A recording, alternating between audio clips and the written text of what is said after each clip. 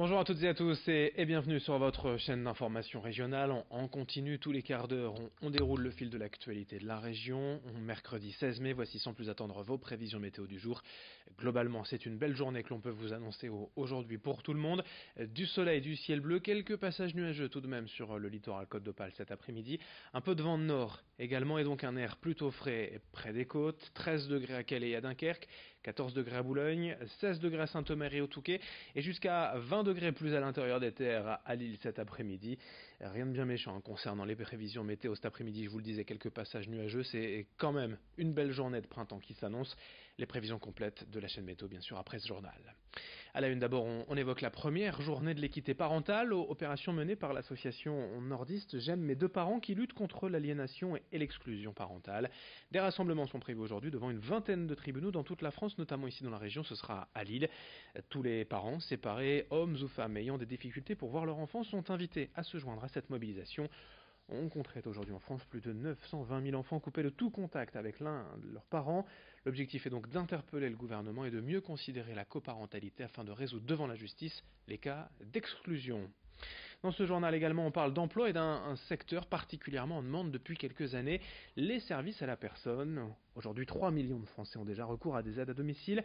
Dans la région, 25% des habitants ont plus de 65 ans et cela ne va pas aller en diminuant. Autant dire que les services à la personne vont encore connaître d'ici 5 à 10 ans un essor très important. Pour les entreprises spécialisées, la demande est même déjà supérieure à l'offre. Il manque du monde pour pallier aux besoins. Évidemment, il faut pour cela aimer le contact humain et travailler auprès des personnes âgées.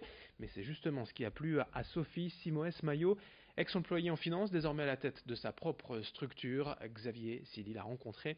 Elle nous parle de son travail et de l'évolution du métier.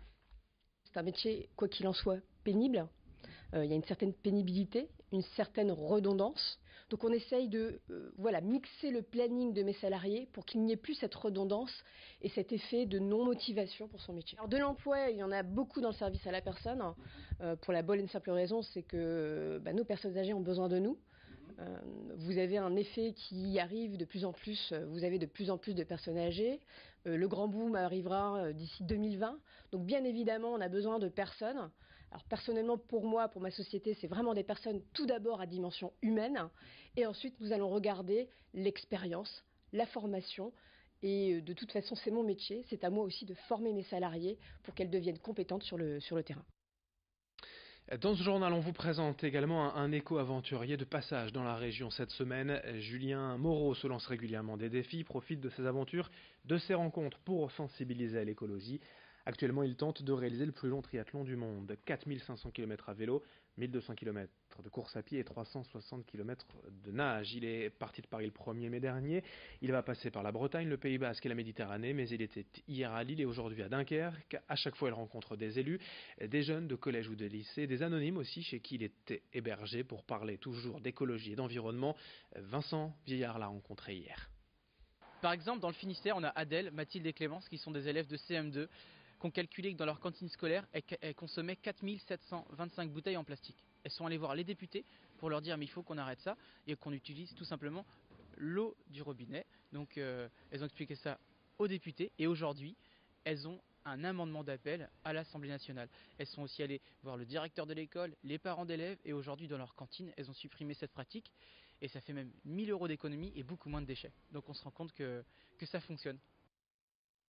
Dans cette édition régionale, on passe également au grand angle de la rédaction à Alline, près de Saint-Omer, à la découverte du moulin à eau de Vivien Lombard. Depuis 2 ans, il travaille à remettre en état cet édifice, plusieurs fois centenaire, pour lui donner une seconde vie, un second emploi. Reportage signé Louis Caillé.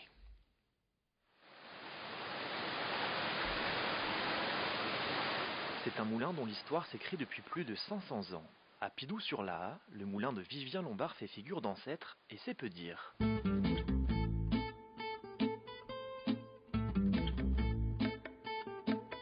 Attesté à travers un document daté de 1473, il a notamment servi au meunier du village, puis par la suite pour une usine à papier. Désormais, c'est pour produire de l'électricité que ce dernier refait parler de lui, après avoir cessé de tourner depuis plus d'un demi-siècle. Dès qu'en fait on a fait l'acquisition, oui, on a essayé de savoir qu'est-ce qu'on pouvait faire du moulin en lui-même, si on pouvait le garder en guise d'agrément ou si on pouvait lui redonner une fonction. Et cette fonction, on l'a trouvée justement en cherchant un petit peu sur internet les différents constructeurs qu'il pouvait y avoir. D'ici septembre, son moulin sera capable de produire 37 kW par jour, soit l'équivalent de 140 panneaux solaires. Avec cette production, Vivien espère pouvoir rentabiliser ses 165 000 € d'investissement en la revendant directement à Enedis. Bon, l'avantage qu'on a ici, c'est que justement le moulin, il est ce qu'on appelle fondé en titre. Donc il est existant avant la Révolution française. Donc l'autorisation, on l'a. C'est juste que maintenant, en fait, on a une conformité à faire. En fait. Donc et cette conformité, entre autres, ici, c'est la continuité écologique. Depuis 2 ans, Vivien s'active à redonner un coup de jeune à la roue de 6,60 m sur 5 mètres, au bâtiment l'abritant et à son barrage. Son quotidien, enlever la vase, le calcaire, décaper les pales, sécuriser les lieux. D'ici la fin des travaux, il doit encore s'occuper de la partie électrique du moulin et se plier aux contraintes écologiques, comme la construction d'une passe à poissons le long de son barrage, afin de ne pas empêcher leur circulation. Tous les jours on est dessus, tous les jours on remonte ses manches pour restaurer ça.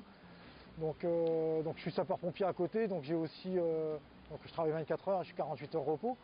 Donc ça m'amène justement mes 48 heures de repos à travailler sur le moulin, quoi. Pas sûr qu'il profite de ses repos avant de longs mois, car à peine le chantier du moulin à eau terminé, Vivien souhaite en commencer un autre. Faire un gîte au-dessus du moulin, avec vue sur la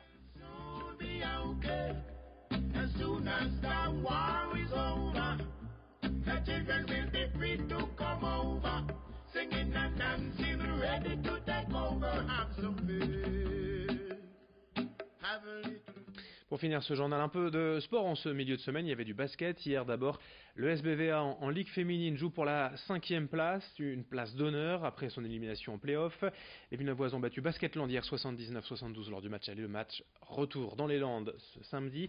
Et puis en Jeep Elite, la Pro A ont joué hier la 34e et dernière journée. 2 victoires à domicile pour les clubs du littoral. Le BCM a battu hier Toulon 79-63 et le SSM a battu Lyon Villeurbanne 77-74.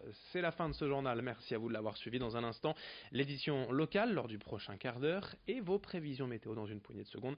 Très belle journée à toutes et à tous, ensemble évidemment.